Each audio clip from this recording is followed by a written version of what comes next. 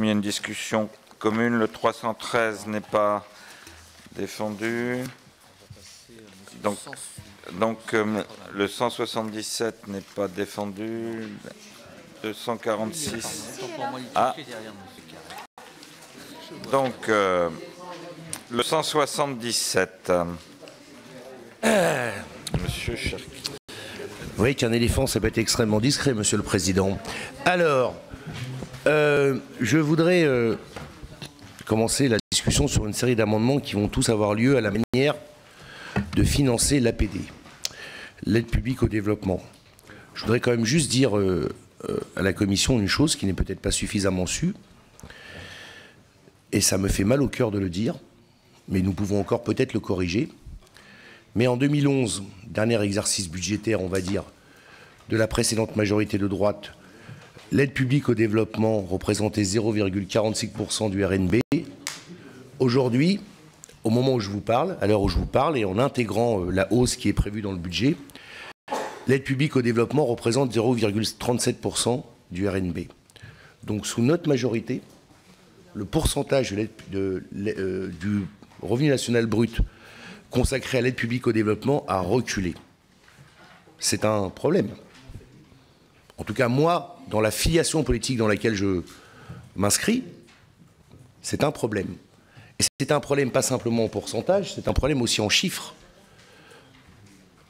En crédit budgétaire, les missions de l'aide publique au développement ont été substantiellement amputées, mais compensées, si, je vais expliquer pourquoi, mais compensées, mais si c'est l'amendement, mais compensées par des taxes à l'affectation de taxes, la taxe sur les billets d'avion, et notamment la taxe sur les transactions financières que nous avons progressivement fait monter en puissance. Pourquoi pas?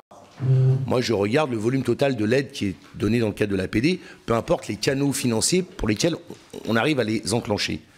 Mais en cumulant les crédits budgétaires des missions 110 et 209 et des taxes affectées, en 2016, il y a 103 millions d'euros, 113 millions d'euros par rapport à ce qu'était le budget 2011. Donc la question qui nous est posée à nous, élus, majorité, là je parle à la majorité politique, est-ce que oui ou non, à la fin de ce quinquennat, nous voulons avoir un bilan au moins comparable à celui du prédécesseur, ou est-ce que nous aurons un bilan moins bon? Bon, moi je souhaite que nous ayons un bilan comparable, voire même supérieur. D'autant plus qu'il ne s'agit pas d'engagement de majorité ou autre, il s'agit de respecter la parole de la France. La parole de la France. La France s'est engagée devant les Nations Unies, ce sont fait partie maintenant des objectifs de développement durable, à atteindre 0,7% du revenu national brut consacré à l'aide publique au développement. Nous avons régressé depuis 5 ans, mais nous avons par contre en 2015 à la tribune des Nations Unies réitéré cet engagement. Donc la question c'est comment on fait maintenant. Bon. D'autant qu'en Europe, il y a 6 pays qui le respectent. C'est 0,7%. Le Luxembourg, le Danemark, la Norvège, la Suède, les Pays-Bas et la Grande-Bretagne. Deuxième engagement que nous ne tenons pas, un engagement qui a été pris lors du Conseil des ministres des Affaires étrangères de 2015, c'est de consacrer 0,15% de notre aide publique au développement aux pays les moins avancés, puis 0,20 d'ici 2030. Nous ne le faisons pas, ça n'a pas été tenu, nous sommes à 0,10%. Il y a 7 pays européens qui le font, le Luxembourg, la Norvège, la Grande-Bretagne, le Danemark, la Finlande et l'Irlande. Alors que beaucoup de ces pays sont dans l'Afrique subsaharienne et sont des anciennes colonies de la France. Bon. Donc, si on considère que tout va bien, eh ben on ne fait rien. Si on considère que la France doit tenir ses engagements, et je le dis à mes gauche, si on considère qu'au bout de 5 ans, la gauche ne peut pas avoir fait moins bien que Nicolas Sarkozy, alors il faut réabonder les crédits. Et donc, un des moyens de le faire, c'est de réintroduire les transactions intraday dans l'assiette de la taxe. L'an dernier, nous l'avions voté.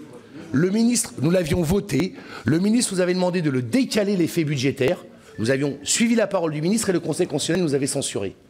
Donc je propose cette fois-ci que nous réintégrions l'assiette de la taxe au premier effet du 1er janvier 2017, ce qui permettrait d'augmenter substantiellement les crédits en direction de l'aide publique au développement et de permettre au président de la République, à la fin de son quinquennat, d'avoir respecté la parole de la France. Bien, c'est un débat que nous avons déjà eu dans les hémicycles, que nous aurons probablement dans l'hémicycle, donc j'ai encore 3, avant que notre rapporteur prenne la parole, 3 amendements défendu. Nicolas Sansu. Merci, Président. Romain Colas et Eva Sas. Alors, je ne vais pas prendre cet amendement par le biais d'aide publique au développement pour ce qui me concerne. Je vais bien le prendre par le biais de la taxe sur les transactions financières. Je comprends bien que certaines taxes puissent être affectées, bien que j'estime que l'exécution budgétaire soit un tout, c'est-à-dire que les recettes et les dépenses font un tout. Mais ce qui n'empêche évidemment que je souscris à l'idée qui avait été affirmée par la France d'une aide publique au développement qui atteigne 0,7 points de PIB, ce qui était un engagement fort pris bien avant ce quinquennat, qui a été réitéré et qui, je pense, est complètement légitime.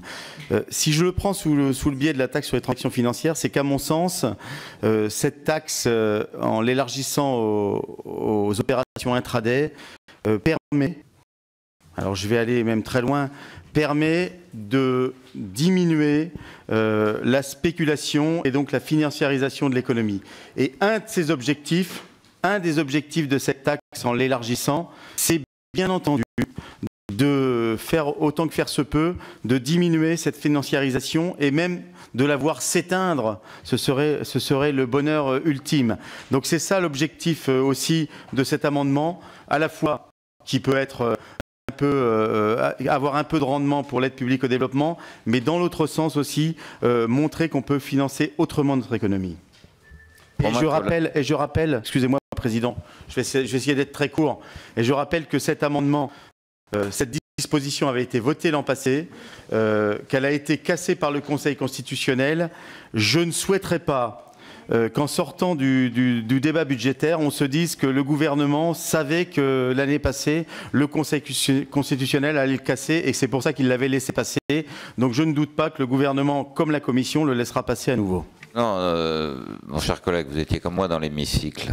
Ce qui a été voté dans l'hémicycle a été sur proposition d'un amendement de notre collègue et professeur de droit émérite Roger Gérard Schwarzenberg. Et après, vous savez que le Conseil constitutionnel a annulé cette disposition, non pas par rapport au fond de la mesure, mais pour des éléments tout simplement de procédure budgétaire. Donc c'est le professeur Schwarzenberg qui n'avait probablement pas vu que sa proposition allait déboucher sur un problème d'annulation.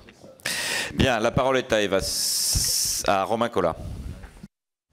Oui, merci Président. Moi j'ai toujours préféré les plaidoyers au réquisitoire. Donc je vais plaider pour qu'on abonde l'aide au développement en me tournant vers l'avenir, pas en ayant le souci de régler des comptes, mais avec la volonté qu'on puisse rendre opérant un système, la taxation des transactions financières intraday sur lequel nous étions tombés d'accord l'an dernier. Et ça n'est pas sur le fond que le Conseil a censuré la mesure que nous avions votée. De mémoire, d'ailleurs, un dispositif de compromis qui avait été proposé à l'époque par le président du groupe socialiste au nom du groupe socialiste. Donc il s'agit de remettre l'ouvrage sur le métier puisque nous avons délibéré de façon imparfaite l'an dernier et effectivement de permettre la montée en puissance de cette taxe parce qu'il était prévu avec l'abondement de l'aide publique au développement qu'on puisse développer des financements innovants. Donc on s'inscrit dans ce qui a toujours été annoncé dans cette législature et si on veut développer les financements innovants, il faut qu'on avance sur cette taxe sur les transactions intraday. J'ajoute que le sujet fait son chemin, il y a encore eu des développements récents à l'échelle européenne et là aussi on peut accompagner les discussions de la France qui fait partie et on peut s'en réjouir des pays pionniers sur cette question à l'échelle européenne. Madame Sas, puis... Oui, mais j'irai dans le même sens que mes collègues Colas, Cherki et Sansu. L'objectif là de l'élargissement de la taxe, c'est vraiment de décourager une dérive dangereuse pour la stabilité du système financier et de décourager les opérations spéculatives. Donc, il me semble qu'effectivement, il faut remarquer que sur tous les bancs maintenant, enfin en tout cas sur une majorité des bancs, on va dire, c'est devenu consensuel le fait de devoir élargir cette taxe aux opérations intraday. Ça serait bien qu'effectivement on puisse avancer sur cette question à l'heure où l'Union européenne elle-même avance également sur l'élargissement de la base. Donc pour décourager la spéculation, élargissons la base aux opérations intraday. Bien, la parole à notre rapporteur spécial sur l'aide au développement, Jean-François Mancel. Merci, Monsieur le Président. Alors, sur l'aide au développement, moi, je souscris pleinement à ce qui a été dit, notamment par mon collègue Cherki, avec lequel nous partageons les mêmes idées sur la situation gravissime de l'aide publique au développement. Et on aura l'occasion d'en reparler dans la commission plénière qui concernera ce sujet. Et puis, par ailleurs, moi, j'ai déposé un amendement à l'article 17 qui apporte une réponse au manque de crédits disponibles pour l'aide publique au développement. En revanche, sur la taxation intraday, moi je vous fais part de ma réflexion personnelle. L'année dernière, j'ai voté ce texte, l'amendement en tout cas, parce que je considérais que c'était une solution pour améliorer les moyens mis à la disposition du gouvernement en ce qui concerne l'APD. Cela étant, cette année, je ne le ferai pas. Je ne le ferai pas pour deux raisons. La première raison, c'est que nous avons eu entre-temps le Brexit. Et on essaie, le gouvernement, les collectivités territoriales, la région Île-de-France et la mairie de Paris, de faire valoir tous les atouts de la place de Paris pour attirer des opérateurs financiers qui pourraient quitter Londres demain en partant du principe que ne sortir de l'Union européenne n'est pas pour eux une bonne chose. Or, nous avons un concurrent, un seul vrai concurrent, qui est Francfort. Et en l'occurrence, il est évident que les Allemands n'ayant aucune taxe de ce type, si nous agitons la menace de la création d'une nouvelle taxe aux yeux de ces opérateurs financiers, on risque évidemment de les inciter tout de suite à dire « allons à Francfort, c'est plus sûr que d'aller à Paris ». Donc je crois que pour des raisons symboliques surtout, ce serait une mauvaise idée de le faire cette année. Deuxième chose, on a parlé tout à l'heure de l'Union européenne. Les 10 ministres de l'Union européenne, dont évidemment notre représentant, qui sont concernés par la réflexion sur la TTF européenne, se sont réunis lundi et ont rappelé qu'ils étaient susceptibles d'aboutir à une solution européenne au mois de décembre. Alors, avons-nous intérêt, nous, à anticiper aujourd'hui et à devenir ceux qui feraient peur à tous les opérateurs financiers susceptibles de choisir Paris par rapport à Francfort? Voilà la raison pour laquelle moi j'ai changé d'avis, je le dis franchement, entre l'année dernière et cette année. Merci, chers collègues. Alain Chrétien, puis Dominique Barre, puis Christophe Carèche, puis Alain, puis Monique Rabin, puis Charles de Courson. Ce sont exactement les mêmes arguments que je voulais développer et nos collègues a le soutien du groupe sur ce sujet et il a exposé très bien les raisons pour lesquelles nous refuserons cet amendement. Dominique Barre. Oui, merci. Oui, Monsieur le Président, merci. On est un peu en pleine confusion avec ces amendements parce que j'ai le sentiment, bien sûr, que l'objectif est louable et ce qu'explique Pascal Cherki sur l'aide au développement avec le rappel des trémolos politiques, je peux m'y reconnaître assez volontiers. Pour autant, je pense qu'on utilise de mauvais moyens avec ces amendements parce que la rédaction de l'amendement fait un amalgame malheureux entre la transaction à haute fréquence et les échanges intraday. Or, je rappelle que le trading de haute fréquence a déjà été taxé depuis 2012 et de ce fait, il faut aussi le souligner, l'assiette a disparu car les acteurs du trading haute fréquence ont largement quitté la France. La taxation de l'intraday aura le même effet, c'est-à-dire celui de l'assèchement de la matière que l'amendement espère taxer, alors même que l'intraday est aussi un facteur de liquidité sur les marchés boursiers et qu'il serait dommage de s'en priver. La vraie question, en fait, c'est d'abord et avant tout la question de l'affectation de la taxe des transactions financières dans l'aide au développement. C'est ça la vraie question. Et pour répondre à cette vraie question-là, il ne faudrait pas commettre avec ces amendements une nouvelle erreur de taxation qui aurait des conséquences certaines sur Euronext. Rappelons quand même que il y aura vraisemblablement au-delà une différence très forte de la coupe aux lèvres entre l'espérance des auteurs de l'amendement dans la perception de l'argent qu'ils espèrent avoir et la réalité de ce que nous percevrons parce qu'il y aura, je le disais, un assèchement de l'assiette. Et d'autre part, je crois aussi que ce serait envoyer un très mauvais signal au-delà des questions des négociations européennes qui viennent d'être évoquées un très mauvais signal au moment où le gouvernement a essayé de prendre des engagements pour crédibiliser la place financière de Paris dans la nouvelle donne qui est issue du Brexit. Donc je ne peux pas me rallier à ces amendements-là. Merci. Christophe Carèche. Moi, il me semble qu'il y a une confusion sur les objectifs que l'on poursuit avec la taxe sur les transactions financières. Parce qu'en fait, on nous dit qu'il y a deux objectifs. Il y en a un, c'est de limiter la spéculation. Et l'autre, c'est de rechercher des financements nouveaux, dits innovants. Ce sont deux objectifs tout à fait contradictoires. Si vous voulez limiter la spéculation, effectivement, la taxe sur les transactions financières, c'était d'ailleurs l'objectif de Tobin au départ, c'est effectivement d'essayer d'encourager, disons, des comportements vertueux et de décourager, effectivement, un certain nombre de comportements spéculatifs. Si la taxe effectivement aboutit à son effet, eh bien, vous tuez évidemment par définition l'assiette de la taxe, et donc l'objet à la finale, et d'ailleurs Tobin avait été extrêmement clair là-dessus, à la finale, la taxe n'a plus de rendement puisqu'elle a atteint son objectif. Donc, considérer que la taxe sur les transactions financières peut être une recette pérenne, durable, etc., c'est à mon avis une fausse idée. Regardez ce qui se passe aujourd'hui sur le marché des quotas d'émission, qui finance en partie l'ANA, et vous verrez que chaque année, nous avons de grandes difficultés parce que ces marchés, ce mode d'intervention ne garantit pas une taxe pérenne. Le deuxième point, c'est qu'il y a effectivement sans doute un problème sur... Enfin, il peut y avoir un problème, moi je ne connais pas le sujet, sur le financement de l'aide au développement, mais il faut le régler par des problématiques budgétaires. Il faut le régler c'est là que ça se pose. Mais moi, je ne suis pas d'accord sur le fait que l'on puisse régler ça par une taxe sur les transactions financières. Ensuite, et je le redis, mais peut-être que la rapporteure aura plus d'éléments que nous, je crois comprendre qu'il y a une confusion, et ça a été dit à l'instant par M. Barthes, entre ce qu'on appelle les transactions intraday, qui sont une transaction donc dans la journée, avec les transactions haute fréquence. Et sur les transactions haute fréquence, il y a déjà eu effectivement une taxe qui a été...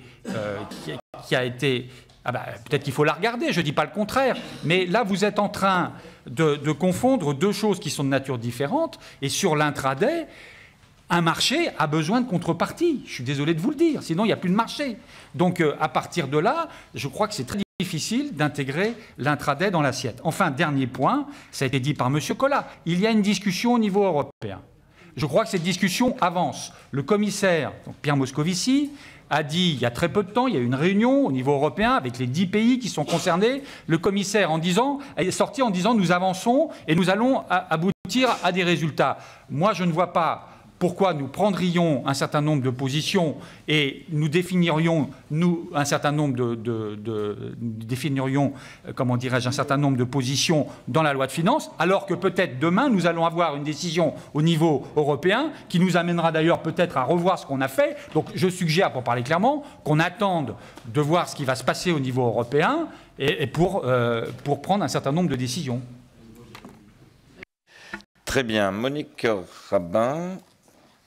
Effectivement, la discussion est partie parce que, comme l'année dernière, nous cherchons les moyens de financer l'APD.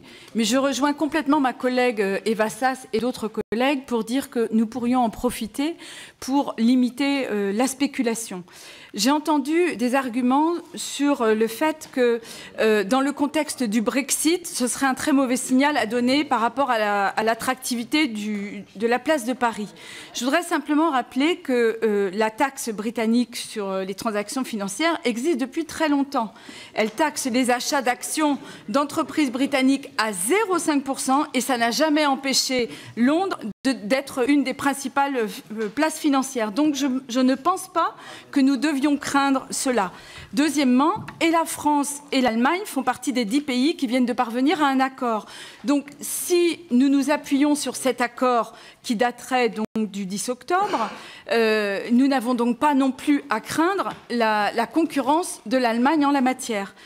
Troisièmement, je pense que un accord plus global au niveau européen. Des négociations sont en cours. Ce serait un très bon signe que la France puisse, voilà, par la voie déjà de la Commission des finances et si possible dans l'hémicycle la semaine prochaine, donner ce signe en instituant la taxe à 0,5. Charles de Courson.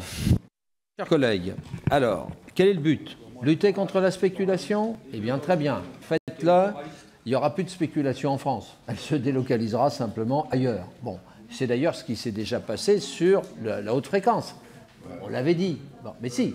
Mais il n'y a plus de haute fréquence en France. Ce n'a aucun intérêt de faire cela. Ce que dit notre collègue Barre, que ça nous plaise ou que ça ne nous plaise pas, est exact. Bien. Objectif financement de l'aide au développement. Mes chers collègues, si pour essayer d'éviter la chute continue de l'aide au développement, constatez, Cherki a raison, les chiffres sont là, hein, si vous croyez qu'on fera ça sur la taxe d'activité financière, alors là, vous n'y arriverez absolument pas, pour la raison qui vient d'être évoquée. Parce que si vous le faites dans un cadre national, vous êtes sûr qu'il n'y aura plus d'assiette. Alors, la seule solution, c'est le cadre européen, comme notre collègue Rantel l'a dit tout à l'heure. Et je ne suis même pas sûr que même si on avait un accord européen large, on aura l'effet de substitution par rapport à qui? Par rapport naturellement à la place de New York, enfin par rapport aux États-Unis. Donc c'est un accord international qu'il faut avoir. Comment? Et les Anglais. Non mais j'ai dit quand même européen, y compris les Anglais. J'ai une demande de reprise de parole de Nicolas Sansu et de Pascal Cherki, mais enfin bon, on peut faire tourner le débat longtemps. Après, je donnerai la parole à la rapporteure générale qui ne s'est pas encore exprimée. Nicolas Sansu, en deuxième semaine. Peut-être en troisième. Après, on ne sait pas, on peut gagner. Merci, le président passera au vote, hein, je te rassure. Non, mais... Restez détendu, Président. Juste un petit mot quand même. Si on nous explique qu'ici, c'est le lieu de l'impuissance politique face au marché financier, eh bien, il faut le dire. Parce que c'est quand même ça. Quand j'entends Charles de Courson, quand j'entends... Mais je le dis, parce qu'à un moment, il faut arrêter de se raconter des histoires. Quand j'entends Christophe Carèche... Mais oui, à un moment, si on explique qu'on laisse le pouvoir au marché financier et qu'on ne peut rien faire... Eh bien, non. S'il vous plaît. Christophe Carèche, je n'ai interrompu personne. C'est pourtant pas l'envie qui m'en manquait. C'est pourtant pas l'envie qui m'en manquait. Parce que des bêtises ont été dites. Alors, sincèrement, si... Ça va? Oui, ça va. S'il vous plaît. Donc, Nicolas Sansu, vous terminez, s'il vous plaît, sinon je retire la parole. Et puis après, Président, est-ce que vous pouvez faire en sorte que M. Carèche cesse de me couper la parole sans cesse? Vous terminez. Sinon, je vais lui envoyer André Chassaigne. S'il vous plaît. Voilà. Alors, on l'aura dans les... Je le redis. Si. Criez dans vos micros. C'est le règne. Si, c'est le règne de l'impuissance politique face au marché financier. Il faut qu'on le dise. Cette taxe sur les transactions financières était un engagement de tous les candidats qui se sont réclamés de la gauche aux élections présidentielles de 2012. Cette taxe sur les transactions financières a été annoncée et est venue en débat 4 fois sur les PLF précédents. Cette taxe sur les transactions financières, aujourd'hui on nous dit on va attendre décembre, mais on ne sait pas décembre de quelle année. Ça suffit. À un moment, il faut donner un signe. Chers collègues, donc... Non, mais attendez, Président, ça va. Non, mais attendez, ça fait déjà 20 minutes qu'on débat de ce sujet, donc je pense qu'on a compris votre position. La parole est à Pascal Cherki. Ouais, c'est... Après, à la rapporteure générale qui ne s'est pas encore exprimée. Merci. En style télégraphique. Premier élément, nous l'avions voté, nous étions donc d'accord par M. Mancel qui a changé d'avis, mais c'est son droit politiquement pour le faire. Nous avons simplement discuté de la date de mise en œuvre, entrée effective de la taxe. Mes chers collègues, si nous nous déjugeons, il va falloir l'expliquer. Moi, je ne change pas de vote et je ne maintiens pas mon vote. Je ne change pas de vote au motif qu'il y a eu le Brexit. Bon, je vous le dis, il faudra l'expliquer si vous changez d'avis là-dessus. Non mais attends, Nicolas, moi je dis les choses cliniquement. Bon, il faudra l'expliquer. Donc moi je ne changerai pas d'avis. Voilà. Deuxième élément, mais c'est tout à fait honnête, monsieur de Courson, vous ne changerez pas d'avis. Vous avez bien raison. Deuxième élément, moi il y a un argument, y compris de collègues qui l'ont dit, et je pense qu'ils sont sincères quand ils disent, mais attendez, on n'est pas d'accord avec l'élargissement de l'assiette tel que vous voulez le faire, mais on est tout à fait d'accord pour que on remette des crédits budgétaires pour arriver au niveau de l'APD à un résultat. Mais mes chers collègues, on a fait le contraire depuis 5 ans. Nous avons systématiquement réduit les crédits des missions 209 et 110 et nous avons compensé une partie de ces baisses par l'augmentation de l'affectation des billets d'avion et sur la TTF, et aussi sur l'élargissement de l'assiette de la TTF et l'augmentation des plafonds. Donc, c'est une farce de dire qu'on va maintenant, parce qu'on ne fera pas ça, augmenter les affectations budgétaires directes. Ou alors, faut-il au gouvernement qui ne va pas respecter les 3% ou qu'il doit revenir sur un certain nombre d'autres mesures qu'il a proposées. C'est justement que le gouvernement évolue dans un certain nombre de contraintes budgétaires que je ne partage pas, moi, vous le savez, mais je ne vais pas rentrer dans le débat maintenant, mais dont il en a fait son cadre, qu'il a déplacé le curseur et supprimé des affectations budgétaires directes, ce qui ont été reprochées par l'association, et fait monter la compensation par des taxes affectées. Donc, si vous voulez financer l'aide publique au développement, vous n'avez pas d'autre choix que d'augmenter le volume de ce qui provient des taxes pour l'aide publique au développement. Je vous le dis, ou alors vous allez expliquer au gouvernement qu'il a tout faux depuis 5 ans. Merci mon cher collègue, vous êtes exprimé longuement sur le sujet. Madame la rapporteure générale qui avait écouté paisiblement l'ensemble des interventions de nos collègues. Oui. Alors, plusieurs sujets. D'abord, pour répondre à Monsieur Sansu, je vais vous donner quelques chiffres pour qu'on puisse avoir un débat sur la base de données objectives. En 2012, la taxe sur les transactions financières a rapporté 199 millions d'euros. En 2016, elle va en rapporter 1,97 milliard d'euros. Et pour 2017, il est prévu qu'elle rapporte 1,106 milliard d'euros. Donc on ne peut pas dire que la France n'aurait pas mis en œuvre la taxe sur les transactions financières. Parce que quand on passe, je suis désolée, non mais attendez, on peut discuter de tout, mais quand on passe de 199 à 1,97 milliard, sauf à ce que vous m'expliquiez que dans un univers parfait autre de mathématiques, 1,97 milliard est plus petit que 199, je pense que là, ce serait quand même de la mauvaise foi. En Europe, il y a un autre pays qui l'applique, c'est le stamp duty, c'est le Royaume-Uni, mais pour un montant beaucoup plus faible. Et c'est tout. On peut parler de l'accord de lundi dernier, pour l'instant il n'est pas mis en œuvre. Il n'y a pas d'autre pays qui l'applique en dehors de la France. Ça, c'est le premier point, et c'est passé de 199 à 1,97 milliard. Ça, c'est une donnée objective. Le deuxième sujet, c'est son affectation. Donc là, moi, je peux rejoindre ce qu'a dit M. Cherki sur l'aide au développement, mais je pense que l'allier uniquement cette aide au développement à la taxe sur les transactions financières me paraît dangereux comme débat, parce que l'aide au développement, elle doit vivre sa vie sans que, à mon avis, et qu'on puisse avoir un vrai soutien de l'aide au développement, me paraît extrêmement essentiel. Troisièmement, sur l'intraday, qui n'est pas du trading à haute fréquence. Je suis désolée.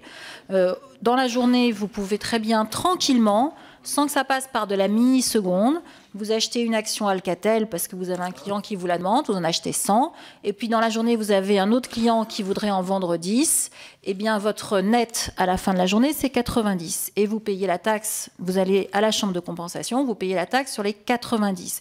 Et ça n'a rien à voir avec du trading à haute fréquence. On peut le faire dans un espace de 10 heures, de 20 heures, puisque la journée fait 24 heures, et ça n'a rien à voir avec le trading haute fréquence. Mais là-dessus, effectivement, comme il est d'usage, y compris quand on fait des prêts, y compris quand on fait tout un tas d'autres opérations financières, c'est bien le soir qu'on fait le bilan des courses. Société Générale doit tant à Crédit Lyonnais, enfin oui, qui doit tant à BNP. Tout ceci se fait en netting par les chambres de compensation. Donc moi, je pense que vouloir dire que c'est du trading à haute fréquence, ça n'a rien à voir. Le trading à haute fréquence a été peut-être pas suffisamment encadré, mais en tout cas, il y avait déjà eu des premiers pas qui ont été portés dans la loi bancaire de 2013. Il va sans doute aller plus loin, mais ça n'a pour le coup rien à voir avec l'intraday. Donc moi, j'en reste sur ma position de l'an dernier, puisque je l'avais exprimée en hémicycle, sur laquelle, en disant que j'étais pas favorable, j'en reste sur ce point-là, mais il me semble quand même désastreux de lier l'aide au développement à cette taxe sur les transactions financières, parce que je trouve que c'est presque même insultant pour l'aide au développement. Mais je le dis comme je le pense. Je le dis comme je le pense. Donc, sur les différents points qui ont été évoqués, pour donner un avis, Monsieur le Président, à ce qui a été abordé tout à l'heure, moi je reprends les mêmes arguments que l'année dernière, c'est-à-dire que tant qu'on n'a pas le décompte exact à la fin de la journée du bilan des courses, de ce qui a pu être fait, techniquement, vous pouvez la mettre en œuvre, je ne sais pas comment on fait. Voilà. Alors vous allez, Monsieur Sansu dira c'est l'impuissance politique ou peut-être. Je pense qu'il y a d'autres moyens d'encadrer, et vous peut-être mieux encadrer le trading haute fréquence plutôt que faire de l'intraday, c'est-à-dire de faire une compensation sur toute la journée, ce qui apparaîtrait peut-être plus pour limiter la spéculation qui peut exister dans certains cas, plutôt que d'avoir donc avis défavorable. Merci Madame la rapporteure générale. Je crois que le débat aura lieu à nouveau dans l'hémicycle. L'ensemble des intervenants sont exprimés. Moi je ferai juste effectivement 2 commentaires complémentaires. D'abord, par principe, j'ai toujours du mal quand je suis pas chasseur, mais avec une balle, on veut atteindre 2 objectifs. Il y a quand même de fortes chances qu'à la fin qu'on n'atteigne ni l'un ni l'autre. Et il y a effectivement de toute façon un sujet derrière. Vouloir financer l'aide au développement par une taxe de rendement, pourquoi pas ? Et atteindre les objectifs. Vouloir obtenir le résultat financier avec une taxe qui est défendue comme étant une taxe dissuasive, il y a quand même de fortes chances qu'à un moment, il y ait une contradiction. Donc c'est vrai que c'est comme sur d'autres sujets, il y a un vrai sujet d'aide au développement, il va y avoir d'autres amendements. On avait déjà eu d'ailleurs le débat dans l'hémicycle sur à la fois l'objectif et la progression, parce qu'après on peut toujours aussi par posture inscrire des crédits, mais enfin si derrière ils ne sont pas consommés, on s'est fait effectivement extrêmement plaisir, mais on n'a pas fait avancer la réalité. Donc je pense que de ce point de vue-là, l'autre point sur lequel je crois que tout le monde est d'accord et tout le monde se félicite ici, qu'une négociation internationale soit enfin sur le point de déboucher, parce qu'elle traîne depuis très longtemps, elle a suscité beaucoup de suspicions, elle doit déboucher au mois de décembre, et qu'effectivement, sur ce type de dispositif, il sera toujours plus efficace s'il est mis en œuvre par 10 pays, même si ce n'est que 10 sur les 27, que l'inverse. Bon, je crois que tout le monde est éclairé. Donc, je vais mettre aux voix les amendements qui sont identiques. Donc, les amendements, vous me redites, 177 de M. Cherki, 289 de M. Sansu, 332 de M. Collat et 353 de Mme Sass qui sont identiques, qui est favorable.